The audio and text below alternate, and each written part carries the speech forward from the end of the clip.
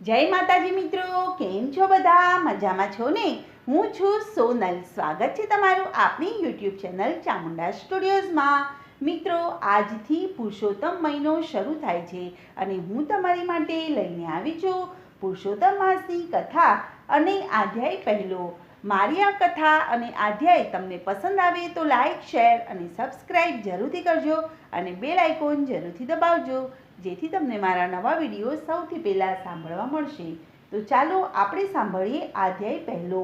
નેમિ સારણીમાં યજ્ઞ કરવાની ઈચ્છાથી ભૃગુ, અગસ્ત્ય, કપિલ, કાત્યાયન, ગૌતમ, કૌશિક, અત્રિ, ગર્ગ, જમદગ્નિ, ભારદ્વાજ, શૌનક, જૈમિની, ઉદ્દીલક આદિ અનેક ઋષિમુનિઓ અને તપસ્વીઓ પોતાના શિષ્ય સમુદાય સાથે અહીં એકત્ર થયા હતા.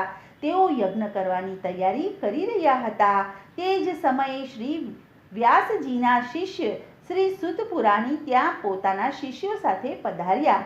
તેમને જોતા જ ત્યાં એકત્ર થયેલા બધા મુનિઓ એકદમ ઊભા થઈ ગયા અને તેમને વીંટળાઈ વળ્યા અને તેમની સમક્ષ કોઈ હિતકારક અને જગતનું કલ્યાણ થાય તેવી કથા સાંભળવાની ઈચ્છા વ્યક્ત કરી. ઋષિ મુનિઓની કથા સાંભળવાની ઈચ્છા જાણી અને સુત પુરાણીએ કહ્યું કે હે મુનિ શ્રેષ્ઠો, આપની આકાંક્ષા ઘણી ઉત્તમ છે. જેનાથી જગતનું કલ્યાણ થાય તેવો માર્ગ અતિ ઉત્તમ છે. હું પણ આવા કલ્યાણકારક ઉદ્દેશ્યથી તીર્થયાત્રા કરવા માટે નીકળેલો છું. હું પુષ્કર, મથુરા, પ્રયાગ, કાશી, ગયા આદિ તીર્થ ક્ષેત્રોમાં ગયો હતો અને પછી દક્ષિણમાં તથા પૂર્વમાં બધા તીર્થ ક્ષેત્રમાં ફરી અને બદ્રિકાશ્રમ ગયો હતો. ત્યાંથી સરસ્વતી નદીને કિનારે આવેલા સિદ્ધપુરમાં પણ ગયો હતો. ત્યાંથી હસ્તિનાપુર ગયો હતો. ત્યાંથી મને ખબર પડી કે રાજા પરીક્ષિત રાજપાટ છોડી અને ઋષિ શાપથી મુક્ત થવા માટે ગંગાજીના કિનારે ગયા છે. ત્યાં શ્રી વેદવ્યાસજી ના 16 વર્ષના દિગંબર અને તેજસ્વી પુત્ર શ્રી શુકદેવજી કથા કહેવાના છે. અહીં અનેક ઋષિ મુનિઓ તપસ્વીઓ કથા સાંભળવા માટે એકત્ર થયા હતા. હું પણ કથાનો લાભ લેવા માટે આશયથી ત્યાં જઈ પહોંચ્યો. એક ઊંચા આસન ઉપર શ્રી સુખદેવજી બિરાજમાન હતા.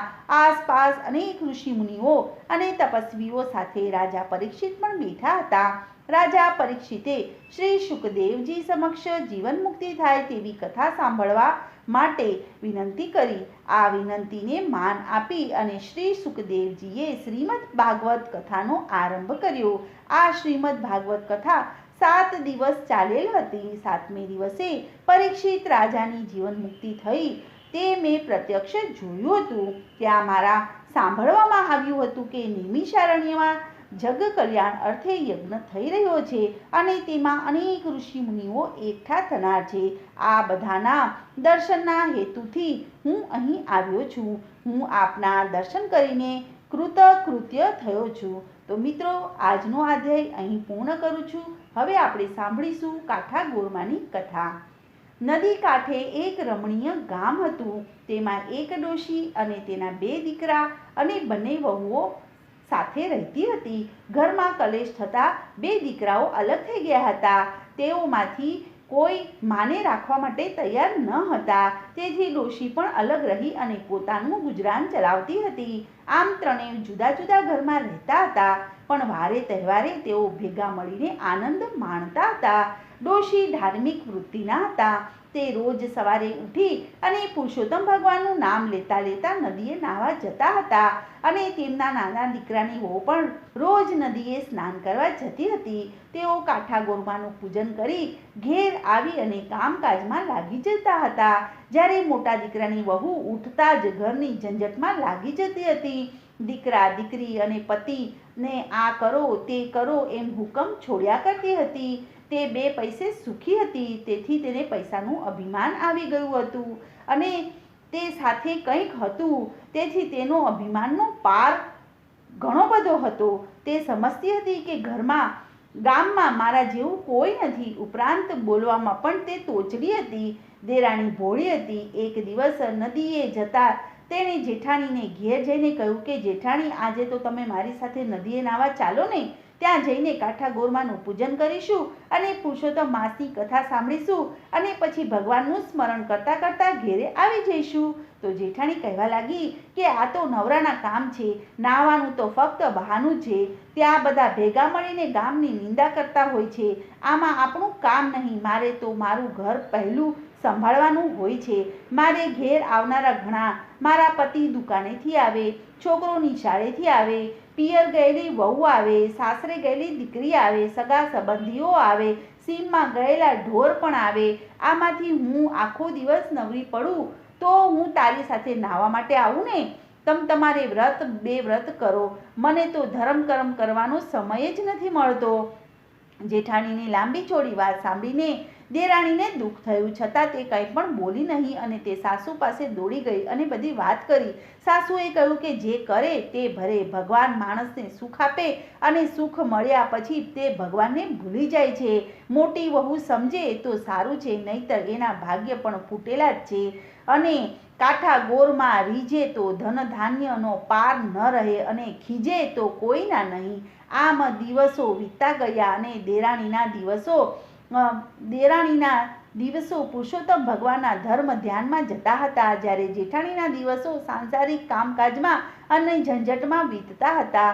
તેની પાસે ધર્મ કરવાનો વખત જ નથી. એ તો સગાવાલાની રીઝવવામાં પડી હતી. દેરાણી તો રોજ નદીએ નાહવા જાય, કાંઠા ગોરમાની વાર્તા સાંભળતી અને ધર્મ ધ્યાનમાં રચી પચી રહેતી હતી. આથી કાંઠા ગોરમાં દેરાણી ઉપર રીઝ્યા અને તેને ઘણી સુખ અને સાહેબી દીધા. બીજી બાજુ પુરુષોત્તમ ભગવાનનું અપમાન કરનારી જેઠાણી ઉપર તે કોપાયમાન થઈ ગયા અને કાંઠા ગોરમાનો કોપનો પાર ન રહ્યો. તેમણે જેઠાણીને શ્રાપ આપ્યો. આથી પેઢીએથી પતિ ગાયબ થઈ ગયો. નિશાળે ભણવા ગયેલો છોકરો ઘેરે પાછો ન આવ્યો. દીકરીના સાસરિયા કોપાયમાન થઈ ગયા. તેથી દીકરીને તેની મા પાસે જવા ન દીધી અને પિયર ગયેલી વહુ પણ પાછી ઘેર ન આવી. કોઈ સગાવાલા પણ ન આવ્યા. સીમમાં ગયેલા ઢોર પણ પાછા ન આવ્યા. આમ અણધાર્યું બનાવવાથી જેઠાણી હેપતાઈ ગઈ અને તેના શોકનો પાર ન રહ્યો. તેણે પોતાની ભૂલ સમજાઈ ગઈ. તે દેરાણી પાસે પહોંચી ગઈ અને પોતાના દુઃખની વાત તેણે દેરાણીને કરી. દેરાણી તેને તેની સાસુ પાસે લઈ ગઈ અને સાસુએ ઓટલે બેસી અને માળા ફેરવી રહ્યા હતા. ત્યાં તો જેઠાણી આવી અને તેના પગમાં પડી ગઈ અને વાર્તાલાપ કરવા લાગી. માં, હું તો લૂંટાઈ ગઈ. મારો પતિ ગયો, મારો પુત્ર ગયો, ઢોર ઢાખર ગયા, સવડા નાખું છું તો પણ અવળા પડે છે. માટે કંઈક મને રસ્તો બતાવો. તમે કહેશો એમ હું કરીશ. સાસુએ કહ્યું કે વહુ બેટા, તમે જાણીએ અજાણીએ પણ પુરુષોત્તમ ભગવાનનું અપમાન કર્યું છે. આથી કાંઠા ગોરમાં તમારા ઉપર કોપાયમાન થયા છે. તેથી તારા બધા કાર્યો અવળા થાય છે. આથી કરીને તું પુરુષોત્તમ માસનું સ્નાન કર, ધર્મ ધ્યાન કર, કાંઠા ગોરમાનું પૂજન કર, તેમને વિનવણી કર, ભૂલની ક્ષમા માંગ. હવે મારી એક વાત સાંભળ. ધર્મ થાય તો કરીએ, પણ ધર્મનો અનાદર ન કરીએ. ત્યારે જેઠાણી રડતા રડતા બોલી કે માં, હું સાવ આંધળી છું, અજ્ઞાની છું, ધર્મની વાત જાણતી નથી અને અજાણતા અનાદર થઈ ગયો. હું કોઈ દિવસ નદીએ કાંઠા ગોરમાને પૂજવા ગઈ નથી. મારે ત્યાં જઈને શું કરવાનું?